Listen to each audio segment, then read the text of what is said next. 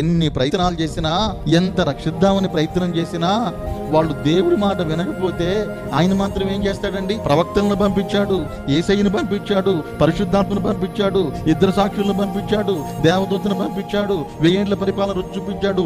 ఇన్ని చేసినా ఇక వీరు సువార్తను తిరస్కరించారు గనక వారందరినీ కూడా ఏ స్థలములో అయితే సాతానుడు ఉన్నాడో, ఏ స్థలములో అయితే అబద్ధ ప్రవక్త, అబద్ధ క్రీస్తు ఉన్నాడో, ఆ అగ్ని గుండములోనికి, ఆ నరకములోనికి, యుగ యుగాలు ఉండేటువంటి ఆ అగ్ని గుండములోనికి వీరందరినీ కూడా దేవుడు నెట్టేశాడు. ఎందుకంటే వీళ్ళు యోగ్యులు కాదు.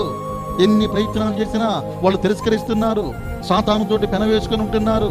సాతాను దగ్గర నుంచి విడిపించాలని, వాడి చేతుల నుండి విడిపించాలని దేవుడు చేసిన ప్రయత్నాలన్నీ అయిపోయినాక ఈ చివరి తీర్పులో చివరిదాకా మారకుండా ఉన్న వాళ్ళని, పాపులైన మృతులను తీసుకెళ్లి అగ్నిగుండంలో పడవేస్తాడు.